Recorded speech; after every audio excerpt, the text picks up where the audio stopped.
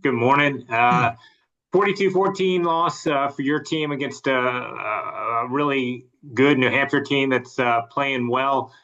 Just as you've gone back and looked at the tape, just give me your impressions on what happened on Saturday. Sure. I mean, at this point in the season, good football teams are playing their best football, and that is actually where New Hampshire is right now. Hats off to Ricky. Those guys, he's developed that, especially the defensive side of things after all the loss that he had last year in turnover.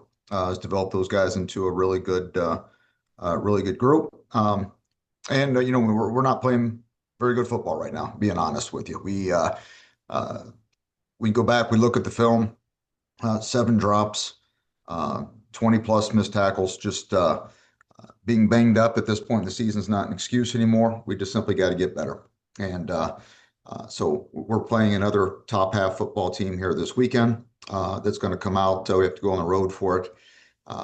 We got a lot of work to do here in the next 3 days. What makes that? Because the New Hampshire offense has done it to a lot of people. They scored on their first four possessions on Saturday. With weapons they've got at quarterback and then in some of the skill spot. What makes them so hard to stop? I just think that they're a lot like Monmouth. They're very good at both the receiver position and the running back position. I think their offensive line is well above average. So when you've got the ability to hurt a team with either the run game or the pass game, as a defense, you look to see which one way you can take away and force them to beat the other one, but they're pretty good at it. They hit some explosives on us on an RPO that we were misaligned on. We had bad eyes. They just they do a very good job offensively of putting players in. They you can tell at the end of the game plan, at the end of the game, who they've circled as players to put in conflict all game, and they did a very good job of that. Because as a coach, you try to hide your weaknesses, right? You try to play the shell game a little bit, and well, we didn't do a very good job of it. And they found them, and they took advantage of it. And hats off to them; they executed well. Offensively, Rich Dosakow was your third different starting quarterback this season. He had 136 yards through the air, but and you've touched on there's no time to make excuses. But as a coach, how challenging to design game plans and with three different quarterbacks this season? Oh, it's you have to have a magic stick in the dirt. I mean, at the end of the day, and you know, I thought Ridge played a very effective football game for us. He can't catch it too, you know. And when we have seven drops that would have either extended drives, taken possessions away from New Hampshire, or um, gotten more explosives for our offense, that was the way that we were going to have to keep the game close. When we very similar to some of the other game plans, we right now offensively we have to find a way to score that 28th point, and if we get into shootouts north of 30, we're going to be in trouble. So we need to take away the explosives on offense, and then we need to hold on that ball longer and catch the ball when we have the opportunity to do it on offense. How much have you had to, I guess, completely change maybe systems or game plans through, trying to use best the skill sets of the three guys that you've had back there? Well, they've been drastically different.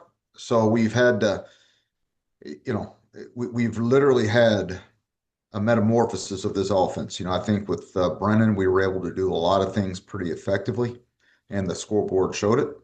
I think Jaden's Kiefner's strength of running the football made it evident what we could do there. And just as we're hitting our stride, he suffers the ankle injury, and hopefully we'll see if we get him back for this weekend. But then you've got Ridge that he's more of a pro style pocket quarterback. So, as I try to put myself in the shoes of our offensive skill guys, they have gone through the whirlwind of what to expect and what to prepare for. And at the end of the day, we're all Division I football players. We have to find a way to execute.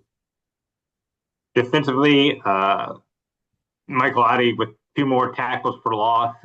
He obviously has been the focus of of the opposing team's game plan, trying to control them, because I hear it every week. But just kind of talk about the year that he's been able to have despite being the focus of everybody's attention.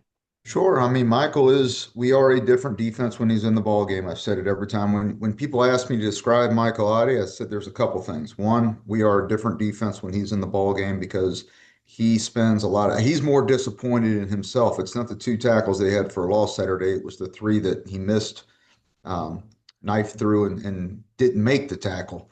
That could have been a lot more. But I think that a lot of the things, a stat that goes uncharted is the number of holding penalties that he's been able to attract as well.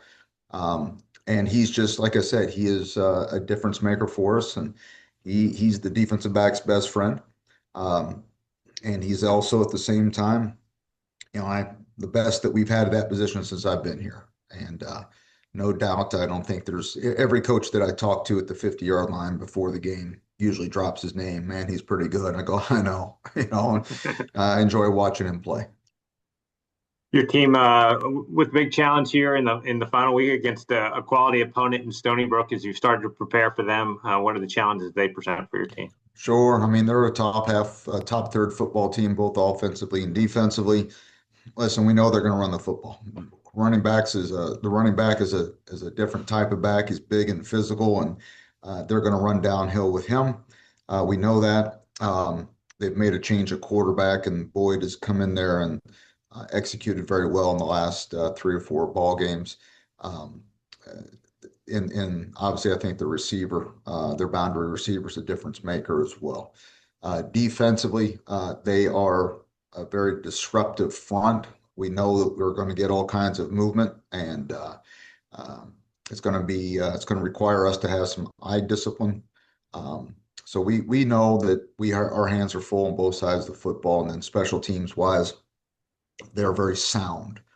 I don't think uh, they've hurt people with their kick return. They've also done very well protecting their kicking game this year. So we got a lot of work to do here in this final week.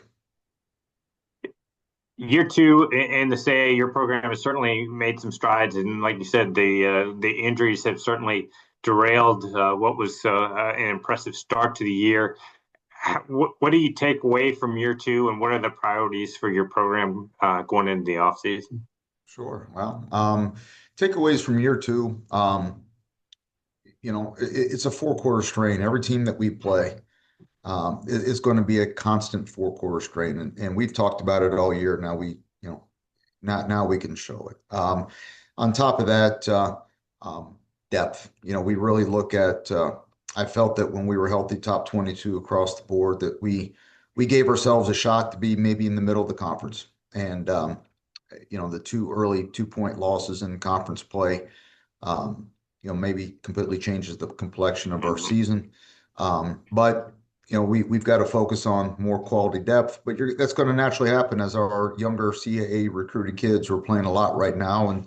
And I had 29 kids wave goodbye Saturday at senior day, and love them all. But then I go through and realize that most of those were still the NEC recruited kids that we brought in, and they're playing for us right now. And we have to focus on development and to get the depth of the roster of the teams that we play. Because I think that's really the biggest difference right now between Bryant and the top half of the conference is the depth of the quality in their depth charts. All right, Chris, thanks as always for your time this morning and doing this with us all year long. I appreciate it.